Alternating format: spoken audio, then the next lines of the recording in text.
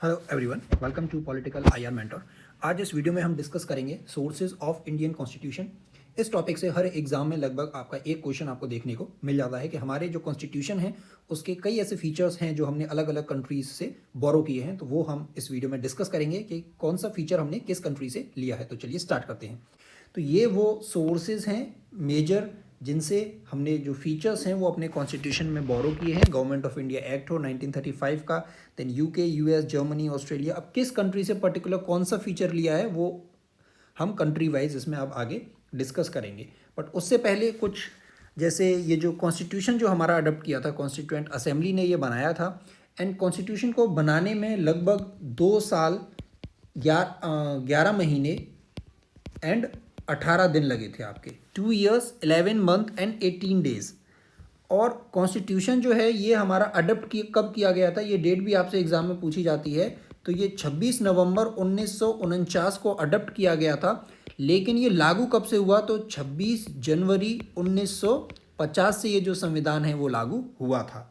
और संविधान ने जो सभा थी कॉन्स्टिट्यूएंट असेंबली, इसकी फर्स्ट मीटिंग कब हुई थी? इसकी फर्स्ट मीटिंग आपकी 9 दिसंबर 1946 को हुई थी। तो चलिए अब स्टार्ट करते हैं। सबसे पहले है गवर्नमेंट ऑफ इंडिया एक्ट 1935। तो मेजर पार्ट है हमारे कॉन्स्टिट्यूशन का वो हमने गवर्नमेंट ऑफ इंडिया एक्ट से लिया है।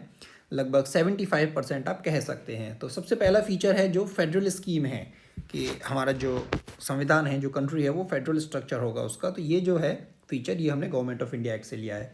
Second is office of governor, कि जो गवर्नर का पद है ये एक होगा। तो ये भी हमने गवर्नमेंट ऑफ इंडिया एक्ट 1935 से लिया है। सेकंड जो हमने लिया है वो है public service commission. Then emergency provision, ये भी आपके लिए बहुत इंपॉर्टेंट है कि इमरजेंसी प्रोविजन जो है वो हमने गवर्नमेंट ऑफ इंडिया एक्ट से लिया है। लेकिन आप इसे जर्मनी के साथ कंफ्यूज हो सकते हैं, जब हम जर्मनी को आगे देखेंगे। उससे हमने लिया है जो फंडामेंटल राइट्स हैं उनको सस्पेंड कर दिया जाता है ड्यूरिंग इमरजेंसी। तो वो फीचर हमने जर्मनी से लिया है। इमरजेंसी प्रोविजंस हमने गवर्नमेंट ऑफ इंडिया एक्ट 1935 से लिए हैं। Next is judiciary and then administrative details. तो ये सभी फीचर्स जो हैं वो हमने कहाँ से लिए हैं? Government of India act 1935। Next source है आपका यूएसए का कॉन्स्टिट्यूशन। तो यूएसए के कॉन्स्टिट्यूशन से हमने फंडामेंटल राइट्स लिया है। एंड हमने अलग अलग कॉन्स्टिट्यूशन से जो फीचर्स लिए हैं वो डायरेक्टली कॉपी नहीं किए हैं, उसमें इंडियन पर्सपेक्टिव से कुछ चेंजेस करके उनको अडॉप्ट किया गया है। एंड फंडामेंटल राइट्स को यूएस कॉन्स्टिट्यूशन में बिल ऑफ राइट्स बोला जाता है। एंड फंडामेंटल राइट्स जो हैं वो हमारे इंडियन कॉन्स्टिट्यूशन के पार्ट 3 के अंडर आते हैं। एंड इनसे रिलेटेड हैं आपके आर्टिकल 12 से लेके 35। The next is independence of judiciary. जो जुडिशरी होता है एक elements, then other is executive and then executive, judiciary and legislative. तो जो न्यायपालिका है वो कार्यपालिका और विधायिका से स्वतंत्र रहेगी। ये वाला फीचर जो है ये भी हमने यूएसए से लिया है। देन जुडिशियल रिव्यू, संसद ने कोई कानून बनाया, जो जुडिशरी है वो उसको रिव्यू कर सकती है। Then next is impeachment of president. तो प्रेसिडेंट का जो इम्पीचमेंट है कि उसको इम्पीच किया जा सकता है, ये फीचर भी हमने यूएसए से लिया है। कि प्रेसिडेंट का पद होगा, जो पोस्ट है प्रेसिडेंट की, वो भी हमने यूएसए से ली है। The next is removal of supreme court and high court जजेस। Supreme court and high court जजेस का जो रिमूवल है वो फीचर भी हमने यूएसए से लिया है। And preamble of Indian constitution, ये जो कॉन्सेप्ट है प्रीएम्बल का, ये हमने यूएस से लिया है। लेकिन जो इसका सोर्स है हमारे प्रीएम्बल का वो है जो ऑब्जेक्टिव रेजोल्यूशन जो जवाहरलाल नेहरू ने कॉन्स्टिट्यूएंट असेंबली में मूव किया था 13 दिसंबर 1946 को। And next is post of vice president. Post of vice president and post of president also. तो ये दोनों जो पोस्ट हैं कि इनका पद होगा, ये जो कॉन्सेप्ट है ये हमने यूएसए से लिया है। इलेक्शन ऑफ प्रेसिडेंट हमने दूसरी कंट्री से लिया है, वो हमने आयरलैंड से लिया है, वो से हम आगे डिस्कस करेंगे। एंड यूएसए से हमने एक और कॉन्सेप्ट लिया है जो आपने सुना हो, पीआईएल, पब्लिक इंटरेस्ट लिटिगेशन। ये कॉन्सेप्ट जो है ये भी हमने यूएसए से लिया है। देन नेक्स्ट सोर्स है हमारा यूके। यूके से हमने पार्लियामेंट्री फॉर्म ऑफ गवर्नमेंट लिया है। पार्लियामेंट्री फॉर्म ऑफ गवर्नमेंट में आपके एक नॉमिनल हेड होते हैं, जैसे हमारी कंट्री में प्रेसिडेंट हैं, and real head prime minister हैं। जो दूसरी फॉर्म ऑफ गवर्नमेंट है प्रेसिडेंशियल फॉर्म ऑफ गवर्नमेंट, जो आपको एग्जांपल यूएसए में देखने को मिलती है, वहाँ प्राइम मिनिस्टर का पद नहीं होता है। रियल नॉमिनल दोनों ही जो हेड हैं वो आपके प्रेसिडेंट होते हैं। Then next is rule of law. Rule of law, ये जो कॉन्सेप्ट है रूल ऑफ लॉ, ये किसने दिया? ये एवी डाइसी का कॉन्सेप्ट है। और रूल ऑफ लॉ कहता है कि कानून का राज चलेगा, कानून का शासन होगा, कानून की नज़र में सब बराबर होंगे। देन नेक्स्ट है आपका legislative procedure. Then single citizenship का कॉन्सेप्ट भी हमने यूके से लिया है, इंग्लैंड से। देन कैबिनेट सिस्टम, हमारा पार्लियामेंट्री सिस्टम, कैबिनेट सिस्टम, ये भी हमने यूके से लिया है। देन रिट्स, रिट्स जो आपके आर्टिकल 32 और सुप्रीम कोर्ट में 5 रिट्स हैं, हाई कोर्ट में 6 रिट्स हैं। रिट्स को हम कभी बाद में डिस्कस करेंगे किसी नेक्स्ट वीडियो में, बट जो रिट्स का कॉन्सेप्ट है ये भी हमने यूके से लिया है। देन पार्लियामेंट्री प्रिविलेजेस, जो लोकसभा और राज्यसभा के एमपीज हैं उन्हें जो प्रिविलेजेस मिले हुए हैं, ये जो फीचर है ये भी अगेन यूके से बोरोड है। बाई कैमरलिज्म मतलब 2 हाउस होंगे, upper house and lower house, जैसे इंडिया में है राज्यसभा एंड लोकसभा, और जो स्पीकर का पोस्ट है ये भी हमने यूके से लिया हुआ है। देन नेक्स्ट हमारा सोर्स है यूएसएसआर, जिसे आज हम रशिया के नाम से भी जानते हैं। तो वहाँ से हमने पहला तो फंडामेंटल ड्यूटीज़ ली हैं जो हमारे पार्ट 4A के अंदर आती हैं। आर्टिकल 51A से इनको इंक्लूड किया गया था by the 42nd constitutional amendment act, जो 1976 में इंदिरा गांधी उस समय प्राइम मिनिस्टर थी। और इनिशियली 10 फंडामेंटल ड्यूटीज़ थी, जिसे बाद में एक और ऐड की गई, तो टोटल 11 हो गई। द नेक्स्ट है जो आइडिया है social, economic and political justice का, प्रियम्बल के अंदर। तो प्रियम्बल के अंदर ये जो वर्ड्स हैं, ये जो आइडिया है, ये हमने यूएसएसआर से लिया है। प्रियम्बल का कॉन्सेप्ट यूएसए से लिया है, तो इसमें आप कंफ्यूज ना हो। एंड यूएसएसआर से कुछ और भी फीचर्स हैं, जो जैसे प्लानिंग कमीशन का है, प्लान्ड इकोनॉमी या 5 ईयर प्लान आप कह लीजिए, तो ये कॉन्सेप्ट भी हमने यूएसएसआर से लिया है।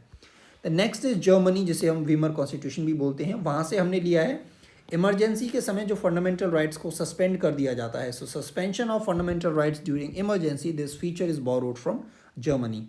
Next is your Ireland, Ireland से हमने डीपीएसपीज ली हैं जो directive principles of state policy हैं। ये आपके आर्टिकल 36 से 51 के अंदर आती हैं, पार्ट 4 के अंदर। Next is nomination of members to Rajya Sabha, जो राज्यसभा में कुछ मेंबर्स तो इलेक्टेड होते हैं, आपके हर स्टेट से चुन के आते हैं, कुछ मेंबर्स हैं जिन्हें प्रेसिडेंट जो है वो नॉमिनेट करते हैं। जैसे टोटल 12 मेंबर्स हैं जो नॉमिनेटेड हैं, तो ये जो फीचर है ये भी हमने आयरलैंड से लिया है।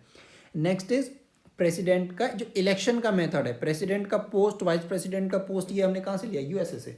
बट प्रेसिडेंट के जो मेथड है इलेक्शन का, वो हमने लिया है आयरलैंड से। Next is Australia, concurrent list. 7th schedule के अंदर जो लिस्ट आती है हमारी यूनियन लिस्ट, जिनमें केंद्र सरकार के अंदर जो इश्यूज़ हैं जिन पर केंद्र सरकार कानून बनाती है, सेंट्रल गवर्नमेंट, वो लिस्ट है। देन स्टेट लिस्ट, जहाँ स्टेट कानून बनाती है।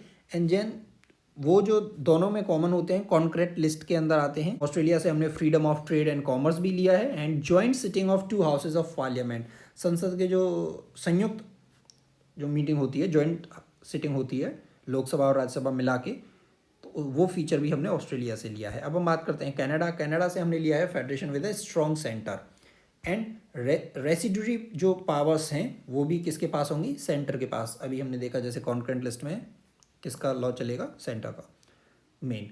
देन नेक्स्ट हमने जो एडवाइजरी ज्यूरिसडिक्शन है सुप्रीम कोर्ट का, वो भी कनाडा से लिया है। And appointment of state governors bye centre, state में जो गवर्नर होते हैं उनका अपॉइंटमेंट कौन करेगा, सेंटर करेगा।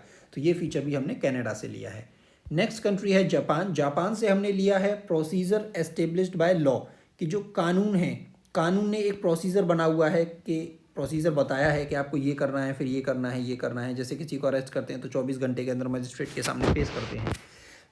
तो ये जो कॉन्सेप्ट है प्रोसीजर एस्टेब्लिश्ड बाय लॉ, ये हमने जापान से लिया है। बट बाद में आपने सुना हो मेनका गांधी का केस था, उसके बाद सुप्रीम कोर्ट बात करता है ड्यू प्रोसेस ऑफ लॉ की। ड्यू प्रोसेस ऑफ लॉ में है देखा जाता है जो प्रोसीजर है वो सही है या नहीं, वो वैलिड है या नहीं। और ये जो कॉन्सेप्ट है ये अमेरिका में फॉलो होता है। तो इंदिरा गांधी जो मेनका गांधी केस है उससे पहले इंडिया के अंदर procedure establish by law follow होता था, but after that case supreme court के उस जजमेंट के बाद दोनों ही हमारे कंट्री में फॉलो होते हैं, procedure establish by law and due process of law.